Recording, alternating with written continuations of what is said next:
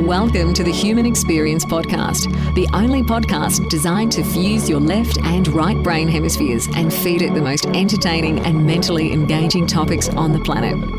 As we approach our ascent, please make sure your frontal, temporal and occipital lobes are in their full upright position. As you take your seat of consciousness, relax your senses and allow us to take you on a journey. We are the Intimate Strangers. Thank you for listening.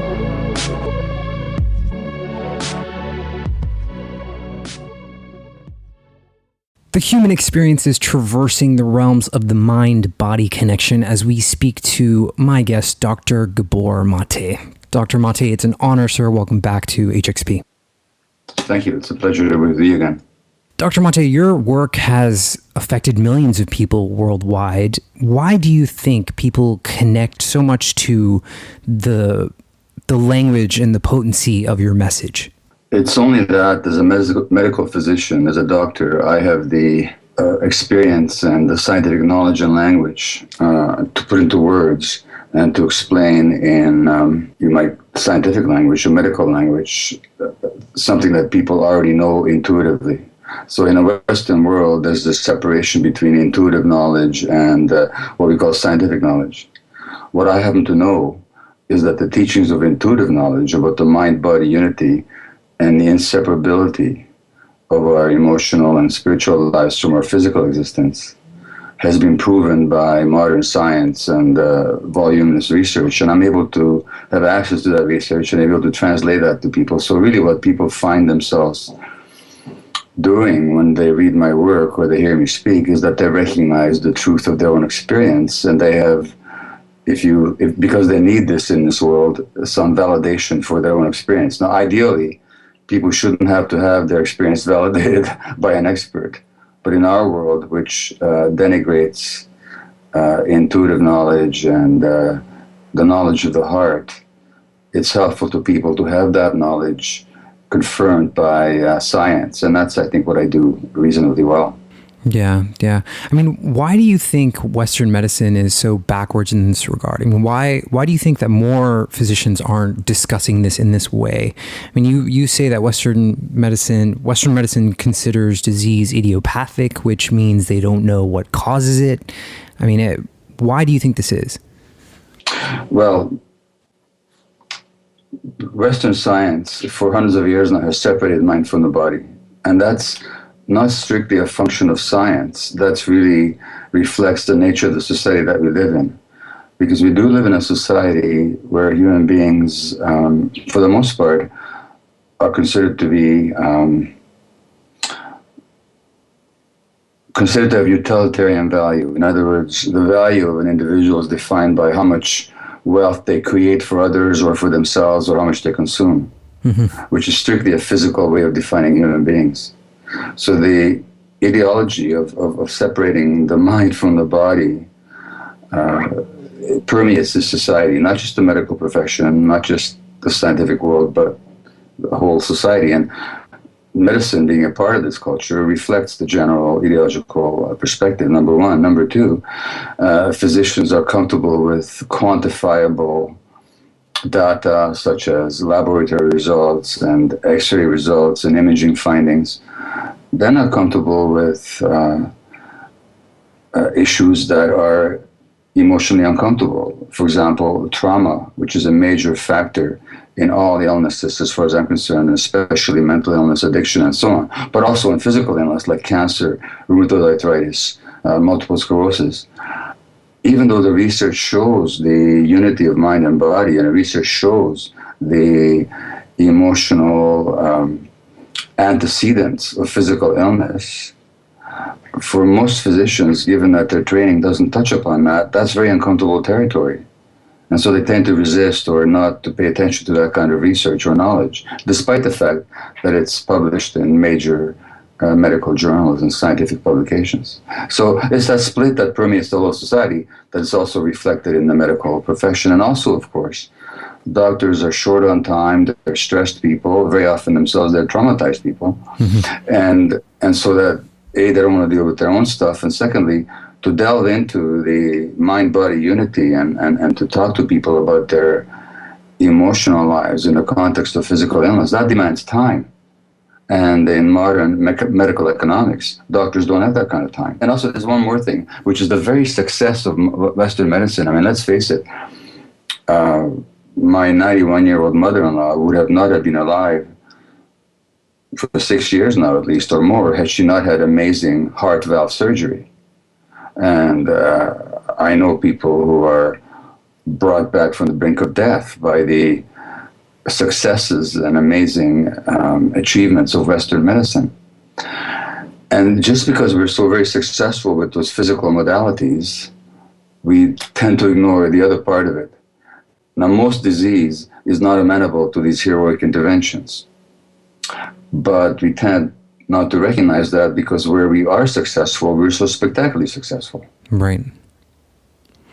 I mean, what is happening, Dr. Maté, when there, between the brain and the body, when and you mentioned trauma, when we experience trauma, when we're suffering from disease and illness, I mean, how do you feel that the body is kind of sending these signals into the brain?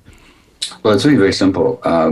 If I were in the same room with you right now, and if I threatened you with a weapon or physically became aggressive towards you, the first thing you'd experience, appropriately enough, would be fear. If you didn't experience fear, you'd be in trouble, because that fear would then help you, alert you that there's danger and you need to do something about it. Now, in response to the emotion of fear, the hypothalamus in your brain would release some hormones, which would then activate another gland in the brain called the pituitary gland, which would then send messages to your adrenal gland on top of your kidneys to release the stress hormones, adrenaline and cortisol. Adrenaline and cortisol help you mount the flight or fight response. They give you more energy, they give you more strength, they make you faster. They enable you to mount a defensive response, without which you would not survive. That's in the short term. But those same hormones, if they lasted at a high level in your body for a long time, would significantly damage your health. We know this. So adrenaline would increase your risk of heart disease and strokes, narrow your blood vessels, make you anxious. Cortisol would thin your bones, ulcerate your intestines, suppress your immune system, increase the risk of heart disease, make you depressed, so on and so on and so on. So in other words, the short-term triggering of the stress response helps you survive. The long-term triggering of it kills you or causes illness. And what trauma does, when trauma happens to people, and usually it happens in childhood, it potentiates a long-term activation of our stress responses. So that, let's say, if you're a traumatized child who were, say, just to take an extreme example, beaten by your parents, mm-hmm. You might have a lot of fear out there in the world. You always would be very defensive because you believe that the world is very hostile. That's how you experienced it. Now, if you live in a hostile world, you're always in a fear mode. And you're very quickly triggered into that stress response, that flight or fight response. So that means those hormones are now acting against you rather than for you. Not to mention, early trauma also triggers long-term processes of inflammation in the body. So that children that were traumatized, you measure a certain number of inflammatory proteins in their bloodstream as adults, they're elevated because of the childhood experience. So they're more likely to get diseases of inflammation, including heart disease, including autoimmune disease, and so on. So there are many, many, many ways, and I could really spend the whole day just talking about the ways in which trauma potentiates illness. But really, it's a very simple, straightforward physiological connection. There's nothing abstruse about it. There's nothing hidden about it. Right. I mean, what is the difference between a person someone who has suffered trauma and reacting healthily towards stress, and someone who probably is living a normal life and dealing with minor kind of hassles? I mean, what's the difference that's happening there in regards to dealing with stress and how a person reacts to a trigger event? Well, the traumatized person reacts with an extreme overreaction to relatively minor events. A non-traumatized person will react appropriately, so that the stress response, let's say you're not traumatized, but I were to threaten you somehow, then you would mount a stress response that would be appropriate to the situation, and once the situation was resolved, your stress response would abate, and you go back to your normal, regular, healthy state. But if you're a traumatized person, your reaction would be over the top. Your brain would be flooded by the stress hormones, and you'd actually have less capability to know what to do in order to protect yourself. And the emotional and physiological impact of the incident would last a lot longer. And for traumatized people, this happens day after day after day, because they get re-triggered by whatever happens in their relationship with their spouse or partner or fellow workers or employees or employers or out there in the street. They react to everything, whether they're aware of it or not.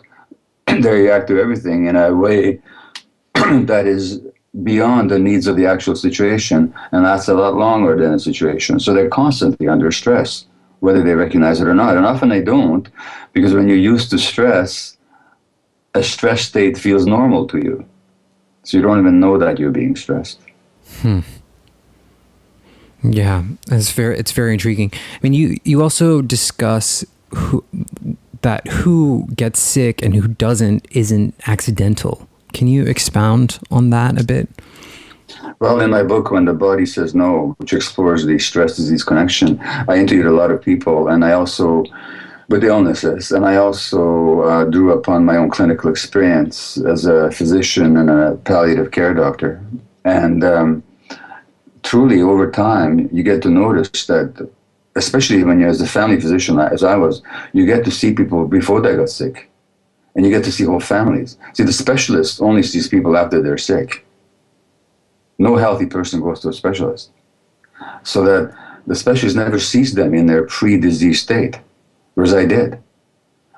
And what I found that the people that were prone to chronic illnesses like cancer, autoimmune disease like rheumatoid arthritis, colitis, Crohn's disease, chronic fatigue, Lyme disease, psoriasis, chronic asthma, multiple sclerosis, ALS, Parkinson's. I could carry on with the long list. Mm-hmm. They have certain characteristics. One of them is they tended not to be aware of their emotional needs, and very often tended to be more concerned with the emotional needs of others at the risk of their own, number one. Number two, they tended to have a rigid identification with duty, role, and responsibility. So rather than knowing who they were just as human beings valid in their own right, they sought to identify themselves with the work that they did and with how other people saw them, which meant they were constantly striving to do more and more and more. And they were never comfortable just being. That was the second characteristic. The third one, for the most part, they had great difficulty experiencing, let alone expressing anger in a healthy way. So there is such a thing as healthy anger, and it's a boundary defense. These people very often tend to be nice, and they learned very early in life. This is not their fault, by the way. I'm not talking about character defects. What I'm talking about here are ways of coping that people develop to deal with their childhoods. So if you grew up in a family where you're not allowed to be angry, otherwise your parents would be really down on you, then how you survive? You survive by repressing your anger, which doesn't mean that the anger goes away. It just means that it works against you rather than for you. And given that we have the scientific evidence now for the actual unity of the emotional centers in the brain with the immune apparatus and the hormonal apparatus and the nervous system, when you're suppressing emotions, you're also having an impact on your immune system and your nervous system and your hormonal apparatus. And so the repression of anger is a major risk factor for all manner of illnesses. And it's almost universal in people with autoimmune disease and most cancers. The final characteristic, the fourth one then, is a belief that you're responsible for other people feel, and coupled with the belief that you must never disappoint anybody. which means you keep doing things that may harm you or be stressful for you, but you're doing it to appease others. Now, these things create stress. You were going to say about anger. Yeah, I was just going to say, anger, how do we measure anger in a healthy way? And also, you say that it's a defense against boundaries. I mean, do you find that people with maladjusted kind of boundaries, or people who are suffering from excess stress, or people who have been traumatized, are their boundaries kind of thinner? Are they're different boundaries, right? Well, look, first of all, let's take a child who is sexually abused, okay? When you talk to these people as adults and you ask them the question, when were you abused? Well, when I was 5. How long did it go on? 2 years. Who did you speak to about it? The answer uniformly is nobody. Now think about that for a moment. If you had a 5-year-old child and somebody even looked at it in the wrong way, who would you want them to speak to? If this was your child. Yeah. You want them to talk to you. If you found out, Xavier, just for the sake of a thought experiment, if you found out that your 5-year-old had been violated that way and had not talked to you, how would you explain that? I don't know. It would be a really hard situation. No, but I'm asking you, how would you understand why your child is not talking to you? But there is an explanation, which is that the child didn't trust you to protect her. That the child learned that you weren't available for her. Now, for young children, the parents are the necessary boundary. The infant has no boundaries. The parent has to be the boundary, and through the proper boundaries of the parent, the boundaries that the parents draw around the child learns to have boundaries. These children who are abused, they're picked on precisely because that boundary is lacking, because already they lost the relationship with the parents. So trauma itself has to do with the loss of boundaries. Now, when a child is being violated like that, what do they feel? Like let's just imagine somebody inappropriately, you as an adult, try to force themselves on you. What emotion would you have? What's the first emotion you'd have? I would be shocked. You'd be angry, is that what you mean? Yeah, anger too. Of course you'd be angry, because that anger is your protection. So anger is a boundary protection. But what can a 5-year-old child do with the anger against an abusive adult? A 5-year-old child who's got no support from their parents. What can they do with that anger? They're defenseless, yeah. Can they express the anger? It would be hard for them to express the anger. Well, if they did, they would put their lives in danger. Because anger means I'm going to fight back. And how is the child going to fight back against an adult? So that the child's survival depends on repressing the anger. And that becomes a life pattern. That's how they survived. Now, all their lives now, they're afraid of anger. And they're very, very nice all the time. But that means their boundaries are being invaded all the time, and they're not protecting themselves. So healthy anger is nothing but a boundary defense. Healthy anger is a boundary defense that occurs in the moment. If I were to violate your boundaries right now, even as we speak to one another, and you said, Gabor, don't talk to me like that, that would be a healthy expression of anger. And it would be healthy because it would be appropriate to the situation, it would protect your boundaries, and it's over as soon as the threat is gone. Now, that's the healthy way to deal with anger. The unhealthy way to deal with anger has two possibilities. Excuse me. One is to repress the anger, so you barely even experience it. And the other is to become a rageaholic, where the anger bursts out of you for no reason or for no adequate reason, and it keeps going on and going on and going on.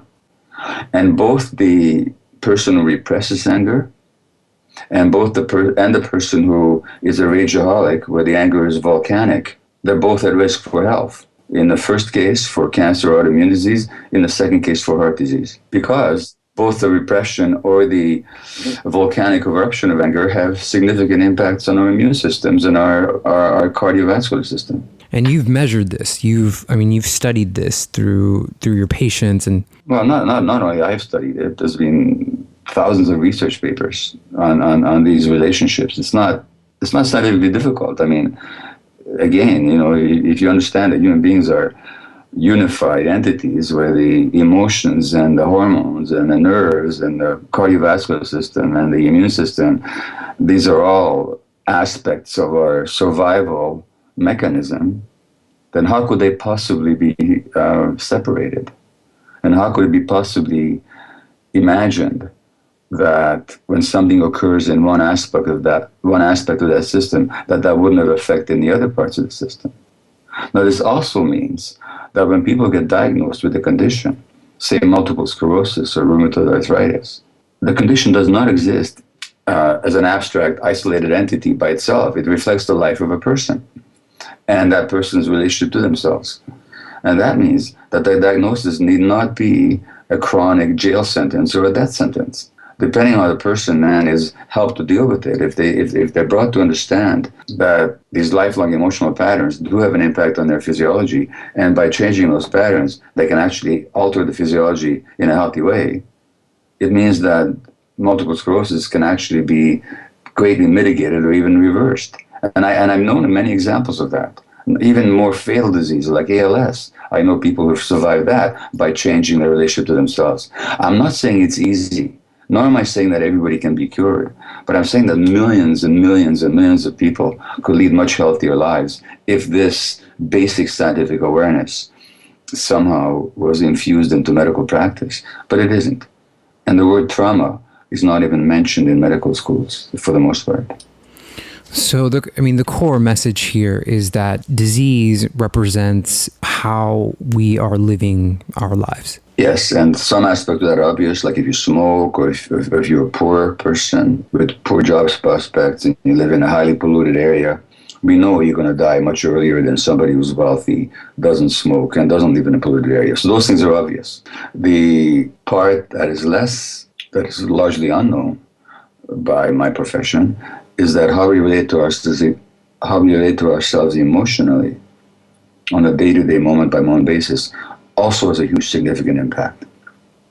So that's what I concentrate on, and when the body says no, is our emotional relationship to ourselves, because that's the hidden one.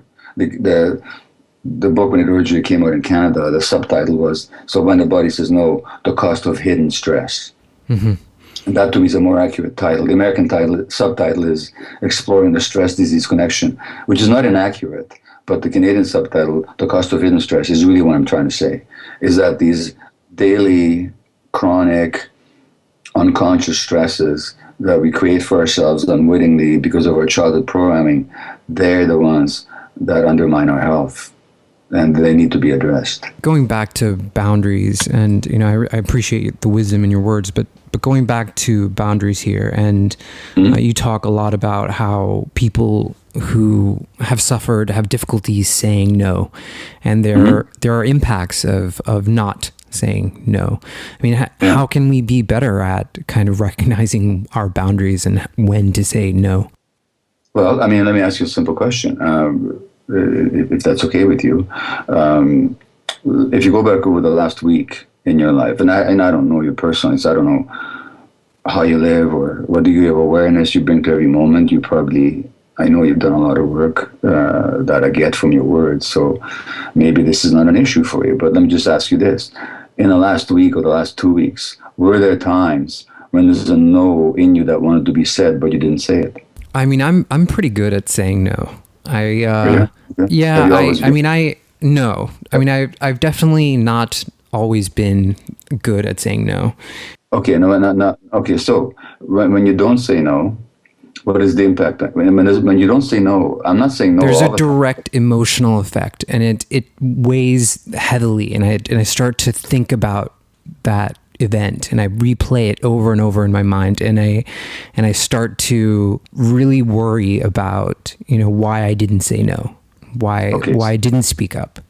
So this is an emotional impact, right? Yes. Is there a physical impact?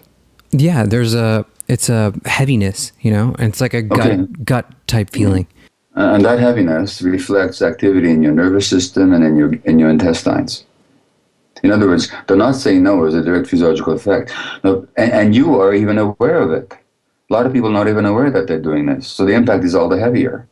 So virtually any chronic symptom like difficulty sleeping, dry mouth, back pain, palpitations, nausea, stomach pain, fatigue, just a whole range of physical symptoms that the body will throw at you to wake you up. It's the body's way of saying no if you don't. And you can learn from that. So whenever you have physical symptoms, when you're asking me how can you learn from this, here's how you can learn from it. Whenever you have physical symptoms, migraine, headaches, or whatever it is, you get the physical help that you need. I'm not saying don't get physical symptom relief. I mean, nobody's paid to suffer. Mm-hmm. But at the same time, ask yourself, what am I not saying no to that my body's saying for me? What is it? Is my relationship with my spouse or my work or something where I'm not saying no, where I need to say no? So you learn from your body. That's the first thing. The second thing is, once a week, you could sit down and ask yourself, where this week did I not say no? And what was the impact on me? And why did I not say no? Oh, well, I didn't say no because my belief was that if I say no, I won't be loved. In other words, I believe that love is conditional. And I'll never get unconditional love. I'll only get love on the condition that I behave myself for the sake of others. Now, is that how you really want to live your life? In other words, it's just a genuine and ongoing inventory of how authentic you're being. Yeah.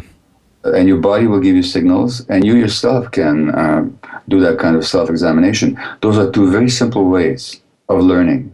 And then, of course, you can reflect back, well, where did I learn that love was conditional? Where did I learn that I was only lovable when I met the expectations of others? Oh, I learned that when I was 3 years old. Well, do I really want to live my life based on what a 3-year-old believed about the world on a bad day? Is that how I want to live?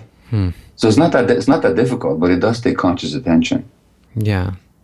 And I mean, Dr. Maté, it's interesting to me because, you know, a lot of the people that I talk to and the people that I encounter, and I meet a lot of people, but it seems like we're all kind of walking around with some level of trauma that we've experienced in our lives, and somehow it's filtered through time into our adult lives, and we're still managing this. I mean, how do you regard this system, like this sort of earth system on earth, incarnating here on earth in a spiritual way, that there are so many people suffering through trauma, through their lives? Well, first of all, let's define trauma. So trauma is not the bad things that happen. Trauma is the result of that external thing happening inside ourselves. So the traumatic event is not that my father hit me or my uncle abused me or my mother didn't listen to me. Those are the external triggers, for sure. But the result of all that is I get disconnected from myself. Because as a child, the only way I can survive, if I'm totally alive to my emotions when all this is happening, it's unendurable for a small child. So the only way we survive is to get disconnected from ourselves. That is our protection from suffering. So I don't feel as much. I don't feel my gut feelings of nausea, disgust, and wanting to run away. I don't feel my gut feelings of anger. That's how I survive. That means I separate from myself. Now, in our society, that is almost universal. And that's for a whole lot of reasons, but fundamentally it goes back to a system that makes it very difficult for parents to give their children unconditional love. I'm not saying it makes it difficult for them to feel unconditional love, because a lot of parents feel that, but it's very difficult for them to deliver it in a way that the child can receive it, because the parents themselves are traumatized and stressed. And there's so many ways in which our society stresses parents and breaks up families. So you're quite right. As a result, virtually all of us are walking around with some degree of trauma, which is to say, some degree of separation from ourselves. And that's just how it is. And the spiritual task really is to reconnect, which is also the emotional task, is to reconnect with our authentic selves. And see, the good news is that the trauma is not what happened 30 years ago. or 20 years ago, or 50 years ago. If that was the trauma, then there's nothing you can do about it, because it happened. But if the trauma was that disconnection can be repaired this very moment. That can be recovered. The connection with ourselves can be recovered. In fact, we talk about recovery as healing, and recovery means to find something. So in the case of addiction, for example, when people recover, what do they find again? They find themselves. And interestingly enough, I've looked after many dying people, and in palliative care, for example. I've heard this many times, and I guess you would too have heard this from people with even with terminal illness or serious illness, that a person will make the astonishing statement that this illness is the best thing that ever happened to me. Now, have you heard those kind of statements? Interesting. Yeah, I mean, I have heard that mentioned. Why? Why do people say that? Because it gave them something more precious than anything else, which is their connection to themselves. It forced them to realize how disconnected they were. And that experience of our authentic selves is what one great spiritual teacher calls the precious pearl. And that's what we lose. And it's so hard to get back to it. I mean, it's simple, but it's so difficult. I can tell you, in my own life, that is my task. You know, that is my ongoing responsibility. And the same thing for all of us, depending whether we're going to take it on or not. And in our society, we're given so many blandishments, so many ways of escaping from ourselves. It's all about escape. People's experience of themselves is unpleasant and is stressful. And rather than realizing that that's because we're not connected to our true selves, we just look for the nearest path of escape from our discomfort. And so there's a million ways, through the internet, through television, through movies, through food, through sex, through power, through wealth, through sports, through any number of activities where we just run away from ourselves. Look, last night I watched the end of the basketball game between Cleveland and Golden State, and Cleveland won. It was an amazing game, and but Amy was talking about how traumatized Cleveland had been for the last 50 years or 60 years because they hadn't won any kind of sports championship. That's total nonsense. So what if a bunch of men on a small court didn't score more points than some other bunch of men on the same court? How is that traumatic? But it speaks to the masses, the hypnosis that people live under, and that hypnosis is designed, or at least serves the function of helping us distract ourselves from our suffering, rather than seeking for the resolution inside ourselves by reconnecting. We want the sports team to score more points so we can feel better about ourselves for 2 minutes. It's very powerful. Yeah. Dr. Maté, I work in the startup industry as well, and I find that it's an incredibly stressful atmosphere to work in. And a lot of the people around me, you see kind of fail, and they fail at, they fail at launching their companies. They're working 12 hours a day. It's obvious that they're suffering. And I mean, how does what we do and our relationship to what we do affect our stress levels and longevity for our lives? The issue is not what we do. The issue is who we're being. And in our society, the emphasis is on what we do. And we do that because we learned very early in life that it's only through doing that we justify our existence. Because we weren't accepted. Our parents, and I'm speaking of myself as a parent as well, I was not able to accept my kids just how they were, for who they were, and celebrate them for who they were, regardless of their doings. So we all learn that it's by doing that we validate our existence, that we gain value, that we find meaning. And so we put the emphasis on doing.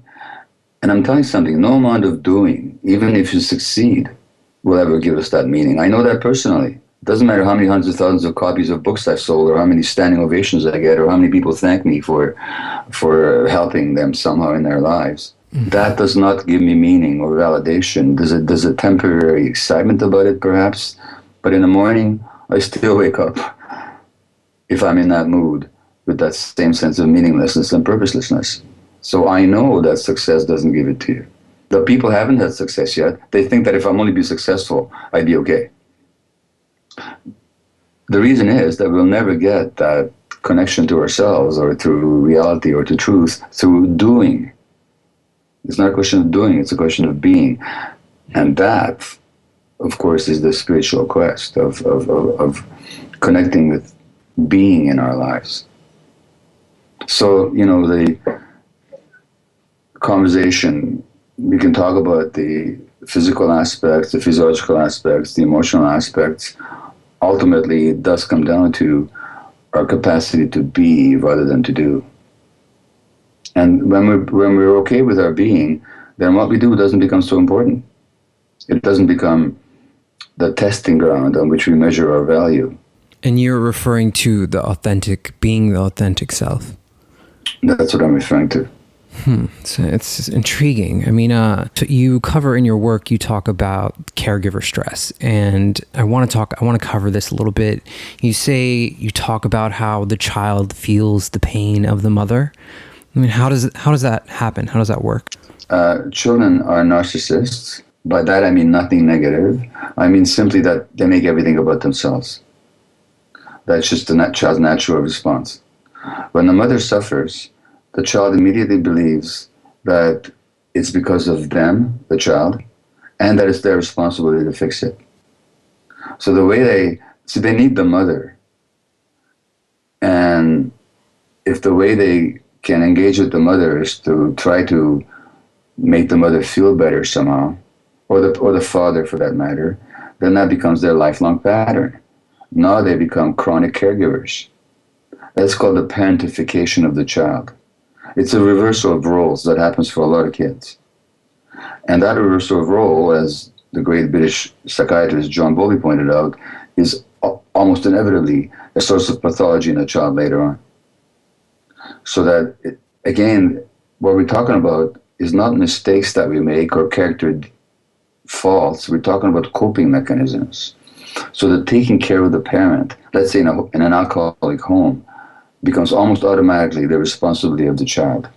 But not only does it become their responsibility when they're children, it also becomes the personality that they adopt, because that's how they survive. That means even after they no longer need to do it, they still keep doing it. No longer with their parents, but with everybody else. That means they ignore their own needs. So these people tend to go into healthcare work very often. Because there's a natural way to play out that scenario, and they even get paid for it, and they get a lot of praise for it, like I have. But if we're doing it, and there's nothing wrong with caring for others. In fact, as human beings, we need to do that, obviously. But if we do it compulsively and chronically and unconsciously, then we overextend ourselves, and we stress ourselves, and we get sick. I'd like to deconstruct a little bit about your own personal journey. And, you talked about success in a way or a little bit earlier. At what point in your life did you feel like, was there any point in your life where you felt like, okay, I've made it, or I've done it. I've helped enough people. I've reached enough people. This book has sold enough copies. Has there ever been a period in your life like that?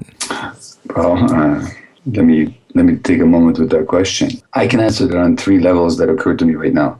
The first level is that I'm satisfied that if my career ended right now, today, this is the last interview I ever gave and the last public experience, profession that I've ever had, I could say to myself, okay, Gabor, you've done enough. You've done your work. And your work will continue even if you don't continue. So on one level, I know that. Mm-hmm. And that's, that's actually a source of peace for me. Number one. Number two, I don't feel my work is finished yet. I believe there's something more in me that I need to express and need to bring to the world. And we'll see how that plays out. But I hope I won't relate to that compulsively. Mm-hmm. So if I find out that is not the case, I hope I can peacefully accept that. And on a third level, there's still that workaholic tendency in me. I have to notice it regularly. This saying of no is something I have to really practice still, because my natural tendency is, okay, here's another book somebody wants you to read and provide an endorsement for. Here's another speaking engagement. Here's somebody else who needs help who just can't find it anywhere else, and it's not easy for me to say no. And when I don't, that has an impact on my marriage and my personal life and my fatigue level and all that. So it's an awful, your question, the answer to your question lives on those three levels. Oh, I appreciate you I appreciate you answering them. Just jumping back into your work here, you talk about the medical lexicon kind of being dated, and, I also wonder the same. I wonder why doctors aren't focusing more on, you talk about how the doctor-patient relationship is sort of a transaction. You go there and you list your symptoms, and the doctor says, here's a medication to either make those symptoms go away, but there's never a question that is stated, like, what happened to you in your like, how was your childhood growing up? And never mind how's your childhood, how's your present relationship with your spouse? How's your relationship with yourself? How much stress do you take on? When do you say no? Where do you not saying yes where you should be saying yes? Where is there some creative urge in you that needs to express itself, but you're suppressing it because you're too busy doing other things? So all these questions, never mind even about the childhood. If it was only the childhood, it wouldn't matter. The problem with the childhood is that it programs the present. So the childhood comes into it as the source of those patterns, but it's really the present that we have to concentrate on. And yeah, those questions don't come up. You're quite right. Well, there's a kind of a deal that's being made there, a transaction, as you say. The patient says, I got the symptom, but I don't want to think about what it's all about. Just take away my symptom. And the doctor says, I have the knowledge to help mitigate the symptom, but I have no knowledge to look at the cause of it. Therefore, I'm going to give you the symptom relief. Thank you very much. 10 minutes is up. 6 minutes is up. Here's your prescription. Goodbye. And that's the transaction. It's not just the doctor. It's also the patient. Now, I find, however, that many patients, not everybody, some people find this stuff too difficult, too challenging, too painful to look at. But many people, once they're asked the right questions, do get interested in searching themselves for the answers. Yeah.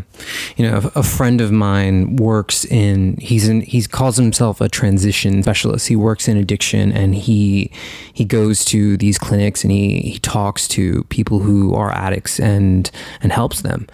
And we were talking, and we were having this conversation. He was talking about how the Medicare system is so rigged through overbilling their patients, overbilling in the insurance companies, doctors having this sort of network of referral type systems. I mean, how do you respond to this? How do you react to this? Well, there's truth in that. I mean, again, doctors who are paid to, in an HMO where the doctor is basically told that you have 6 minutes per patient if you're a GP, what are you going to do? And furthermore, if you're a medical doctor and you read the medical journals and publications, and all the research is funded by drug companies because they're the ones with the money, and they have no interest in looking at non-pharmaceutical ways of dealing with things.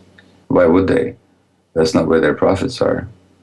So that's if that first of all, if your limitation is that you can only spend so much time, number one. Number two, your training has in no way prepared you to deal with these issues. Number three, you're constantly bombarded by pharmaceutical propaganda. What are you going to do? So it's not the corruption of individual doctors that's at issue here. It's the whole system is rigged that way. It's set up that way. I mean, if we can just jump around a little bit and go back to the mind-body connection. I mean, you talk a lot about how the central nervous system and the brain are constantly in communication. And it's not that the central nervous system and the brain are constantly in communication. The brain and the nervous system is the central nervous system. In other words, it's not like they're two systems in communication. Mm-hmm. The brain is the key part of the central nervous system, obviously. By central nervous system, we mean the brain and the spinal cord, basically. And then the nerves that extend from the spinal cord are what we call the peripheral nerves. Okay, but so just important to recognize that the brain, which is the part of the body that receives communication from the external world and interprets those communications and responds to them, is the key part of the central nervous system. And these systems are in constant communication, right? And there's more messages going from the body to the brain through the nervous system, right? Oh, well, yeah, the brain receives many more messages from the body than it sends out. And that's done through the autonomic nerves. So we're not aware of those communications, but they happen all the time. So your gut sends many more messages to the brain than it receives, for example. That's why gut feelings are so important. Yeah, and this is psychoneuroimmunology? Is that? Well, the science that studies the unity of the psyche, which is the emotional centers in the brain, with the nervous system, with the immune system, with the hormonal system, the cardiovascular system, that science is called psychoneuroimmunology, which is just a fancy word for saying that it's all one.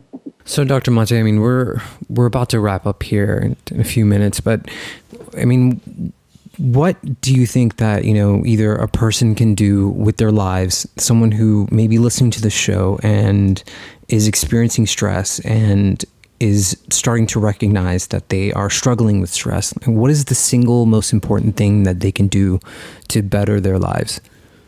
Well, I don't know that I can reduce it to a single most important thing, but the answer that leaps immediately to mind is they need to become conscious.